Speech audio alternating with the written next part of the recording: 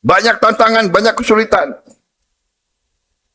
Rakyat kita masih banyak yang miskin. Yang luar biasa, rakyat kita yang paling miskin pun masih bisa tersenyum. Mungkin bajunya hanya satu style. Rumahnya hanya gede. Makanya saya tidak mengerti. Masih bisa tersenyum. Kenapa banyak sekali rakyat Indonesia yang notabene-nya diambang kemiskinan atau ibaratnya di kelas menengah ke bawah, yang kalau kita lihat itu kekurangan materi dan segala kebutuhannya itu betul-betul belum tercukupi, tetapi banyak dari mereka yang murah senyum, menunjukkan keceriaan, dan ya seperti yang Presiden kita katakan bahwa Prabowo itu ya masih fine-fine saja, masih senyum-senyum saja. Bahkan beliau heran sebagai presiden. Nah, ternyata hal tersebut itu erat kaitannya kalau kita katakan dalam pandangan Islam tersendiri itu dengan sifat qanaah. Di mana dalam perspektif agama Islam yang namanya kebahagiaan, ya, karena senyum itu representasi dari kebahagiaan, itu tidak dikaitkan dengan materi. Dimana kalau kebahagiaan yang sekarang ini di standar-standar TikTok, standar-standar modern pada saat ini, itu kebahagiaan sering dikaitkan dengan tercukupinya kebutuhan kita, sering dikaitkan dengan banyaknya materi yang kita punya, sering dikaitkan dengan banyaknya uang atau harta yang kita punya, banyaknya jabatan yang kita duduki. Tetapi dalam pandangan Islam, dalam perspektif Islam, itu tidak. Mungkin ya kalau kita bahas pembahasan ini ya tentang bagaimana Islam melihat bahwa kebahagiaan tidak melulu soal kekayaan, itu mungkin agak sedikit kontra ya untuk keadaan ekonomi pada saat ini.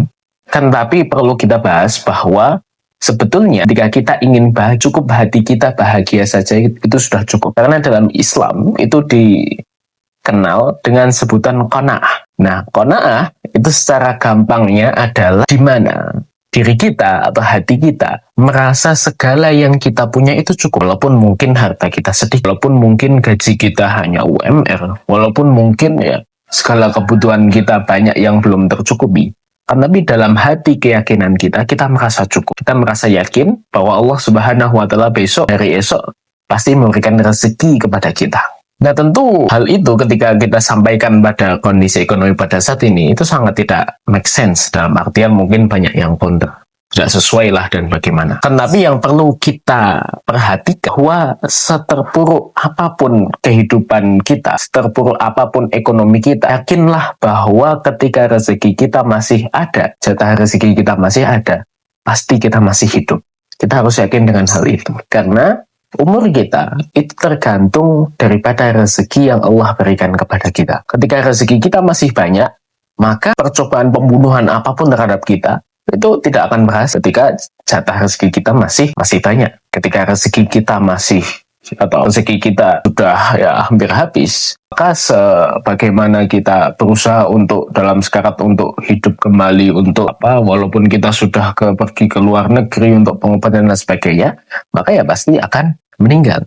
Karena Allah Subhanahu wa Ta'ala itu pasti memberikan rezeki kepada semua makhluknya, entah itu kafir, entah itu beriman kepada Allah, entah itu melaksanakan sholat, entah itu rajin melaksanakan sholat, ataupun orang itu lalai dalam melaksanakan sholat, itu semua Allah Subhanahu wa Ta'ala berikan rezekinya. Dan Allah sebutkan, Allah itu membagi dua golongan, di mana Allah berikan rezekinya itu ada dua golongan. Di mana yang pertama itu adalah mereka yang diberikan cukup, dan yang kedua itu diberikan lebih. Allah tidak pernah mengatakan bahwa Allah memberikan kelas miskin, itu tidak pernah. Pasti Allah berikan rezeki kepada kita semua itu dengan dua sifat, dua golongan. Kita diberikan cukup ataupun kita diberikan lebih. Allah tidak pernah memberikan rezeki kepada kita kurang dari kebutuhan kita. Pasti ada saatnya ketika kita memang betul-betul butuh, Allah akan berikan rezeki kepada kita. Sudah, itu yang simple. Jadi tidak ada istilahnya miskin dalam agama Islam, itu tidak ada. Kurang dalam agama Islam itu tidak ada dalam hal materi. Karena Allah sudah cukupkan semua. Maka betul-betul orang yang paling kaya di dunia ini, seperti sabda baginda Muhammad SAW, itu mereka yang qanaah. Lalu apakah dalam Islam itu kemudian mengutamakan kemiskinan, kemudian sangat memojokkan kekayaan? Itu sebetulnya tidak. Karena baginda Nabi Muhammad SAW itu sendiri dahulu orang yang kaya. Kalau kita konversi harta beliau dengan mahar beliau dengan mata uang pada saat ini, nilai mata uang pada saat ini, itu luar biasa sekali. Hanya beliau bersikap sederhana. Beliau qanaah, betul-betul qanaah. Karena kalau kita membandingkan kebahagiaan kita samakan dengan banyaknya materi, itu kita pasti tidak akan puas. Karena sifat asli manusia itu ketika diberikan satu lembah penuh emas, itu pasti akan meminta lembah kedua. Ketika sudah diberikan 2 lembah penuh emas, pasti akan meminta 3 lembah.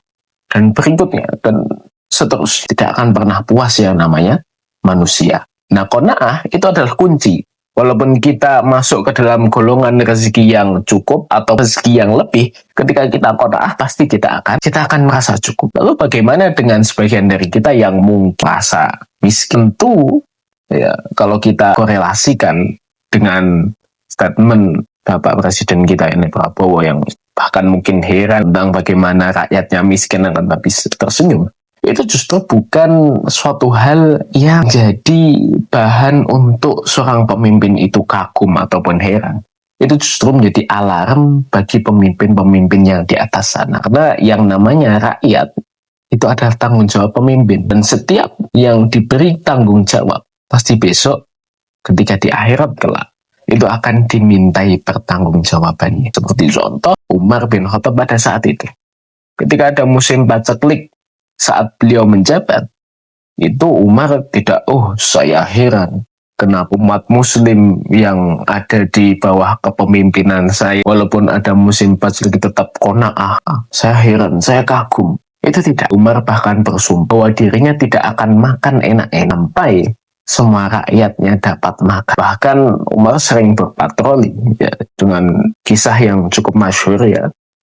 Umar dengan salah satu khadimnya itu setiap malam itu berpatroli. Umar pada suatu waktu itu bertemu dengan orang yang memasak batu di kualinya. Dengan tujuan apa? Dengan tujuan anak-anaknya yang merengek karena lapar ini itu tidak merengek lagi. Karena merasa, ibunya sudah masak sehingga sudah menunggu matang. Karena memang yang dimasak adalah batu, tidak matang-matang. Dan anaknya tidur dalam keadaan lapar dan tidak merengek. Nah, kemudian dengan melihat hal tersebut, Umar tidak heran, tidak kagum, tidak kemudian dijadikan bahan bidat dan lain sebagainya.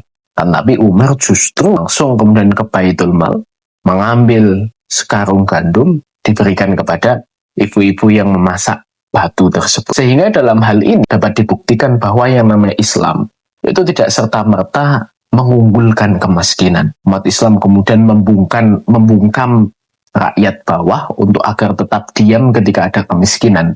Justru umat Islam, justru dalam pandangan Islam itu ketika ada sebuah kemiskinan yang melanda umat, itu justru pemimpin dalam pandangan Islam itu wajib yang namanya bertanggung jawab. Bahkan dalam undang-undang tersendiri itu disebutkan bahwa yang namanya sumber daya alam dan ya, seluruh isi di Indonesia saat ini itu ya untuk rakyat. Air, tanah, udara dan lain sebagainya itu milik rakyat dan untuk keuntungan rakyat, untuk kemaslahatan umat, bukan untuk oligarki di sana, untuk kroni-kroni yang di sana, untuk memperkaya segolongan yang di atas sana, itu bukan. Sehingga kemiskinan yang terjadi di satu sisi umat Islam menyuruh untuk bersah, tapi di sisi lain juga Islam juga sangat melaknat maka pemimpin yang membiarkan rakyat-rakyatnya itu hidup dalam kemiskinan dan kesengsaraan. Karena bahkan baginda Nabi Muhammad SAW itu sangat mewanti-wanti bagi kita untuk jangan sampai menjadi orang miskin. Karena yang namanya miskin atau fakir itu akan mendekatkan kekafiran. Seperti kita tahu, di pelosok-pelosok sana mungkin banyak orang-orang Islam itu yang kemudian diambang batas kemiskinan. Akhirnya mendapat bantuan-bantuan dari misionaris non-muslim. Yang akhirnya apa? Kemiskinan yang melandanya itu membuatnya kafir. Ya akhirnya tertarik dengan agama yang memberikan bantuannya. Dan salah siapa? Salah pemimpin juga. Salah kita sebagai saudara muslimnya juga. Sehingga betul-betul kemiskinan yang ada itu oleh Islam sangat dikejam. Dan jangan sampai kemudian kita membiarkan saudara kita ataupun membiarkan diri kita sendiri itu berada dalam area kemiskinan.